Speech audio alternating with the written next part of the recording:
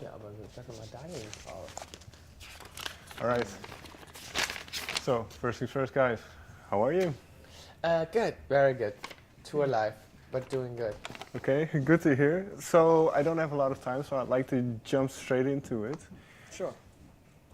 This was a very free process for you. You just finished with your label, and so did it remind you of when you first started out?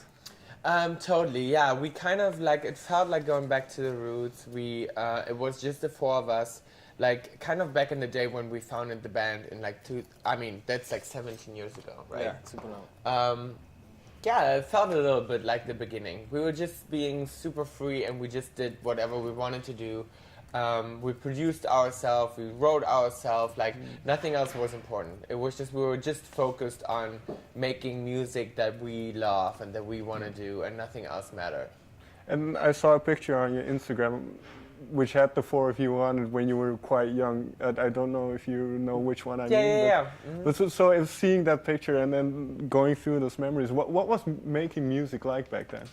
It was simpler, like it was just easy because it was just about making music, like nothing else mattered. And then sometimes, record companies and, the music industry makes it very complicated, Right.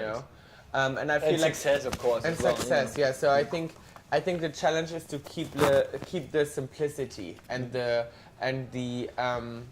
reason why you started out, and that is because you enjoy music. Right. And we kind of wanted to go back to that, like, we enjoy music, and this is why we do this. This is why also we announced the tour before we even finished the album, is because we wanted to play. We're like, yeah, we need to go back on the road, like we want to play. We didn't want to spend too much time with, record company bullshit, Sure. Well, it's interesting that you mentioned the success because starting out at your age, I believe you were about 16, 17 when everything started to take off. So what was that like? How did you experience going through all that hectic?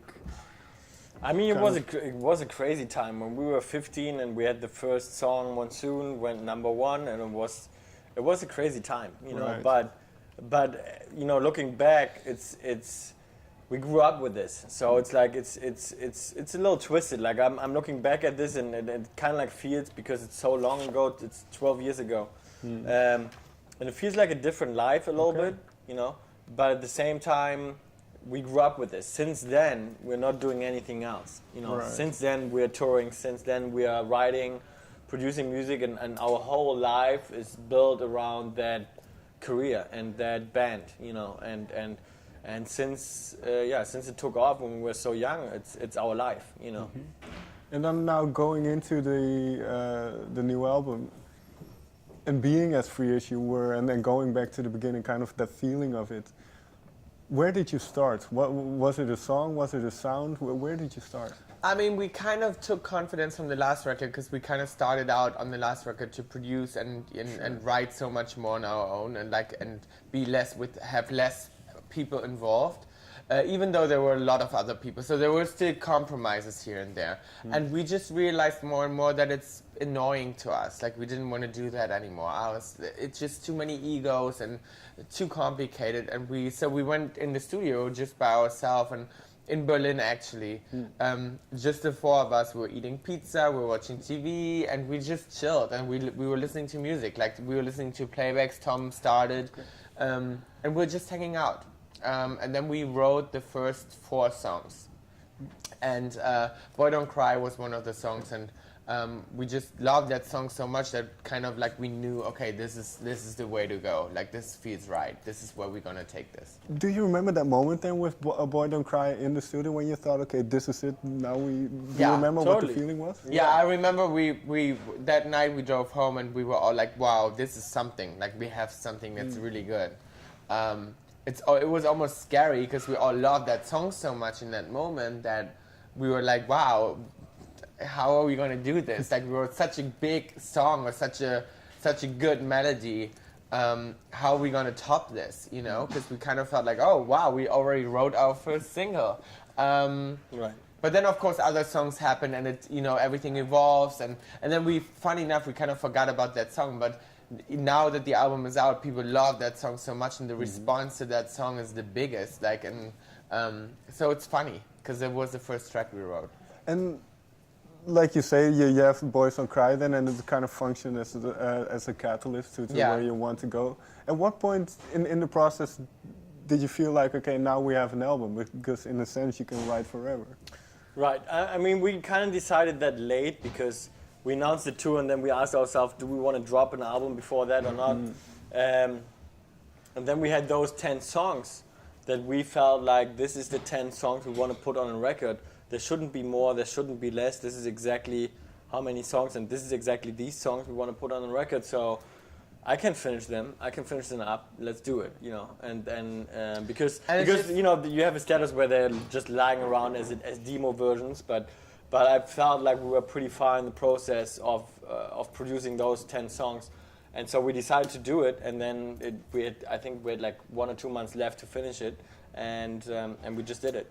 It just felt very cohesive, like the whole album. Like we didn't feel like we had to put, like to just have album fillers or have certain things that need to be on an album, like this one ballad and this one acoustic song and this one this or one that. Like we just felt like we're just gonna do our thing, and it's not a very commercial record because it's very, very cohesive. But we didn't care about, you know, fulfilling, you know, any standards you have to have on an album. That's why we were like, let's just do these 10 songs, and this is one world. It's like one sound world. Right. And is that difficult to do because you do have an audience who have certain expectations of the kind of music that you make? So, and then with the previous album as well. But is that in your mind while you're writing? I mean, you know, it's like we appreciate our fan base and love that we have. You know, so many fans from day one, but at the same time, we never cared about expectations so much, you know.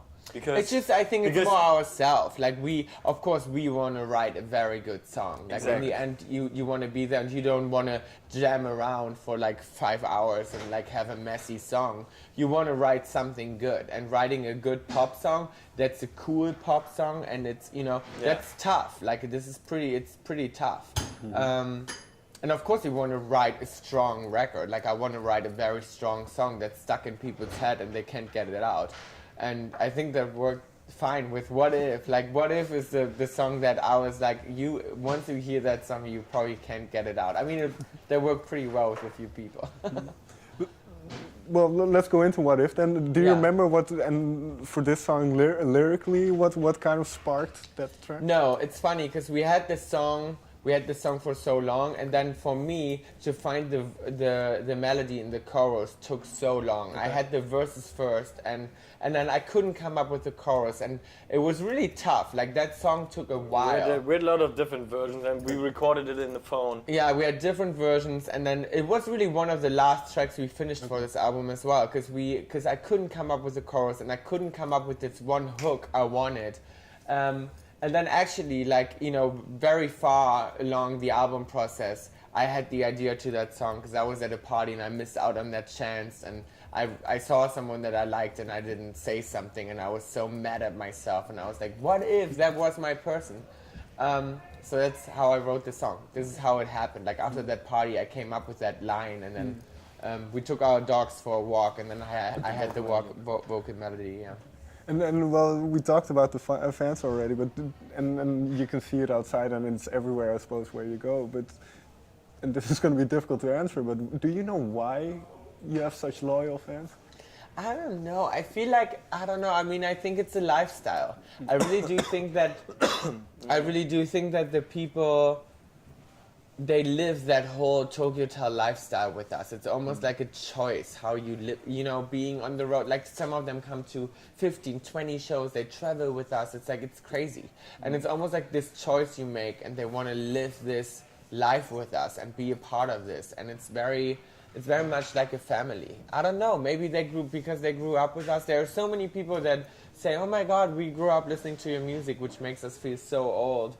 But and they're in the same age now, and you know. They grow with you because you grow up. They grew up with us. Yeah, I grew up with us too. I grew up with us. Yeah. So we have something in common. I think that's the main part. Yeah. All right, guys. Thank you so much. Thank you so much. Thank you.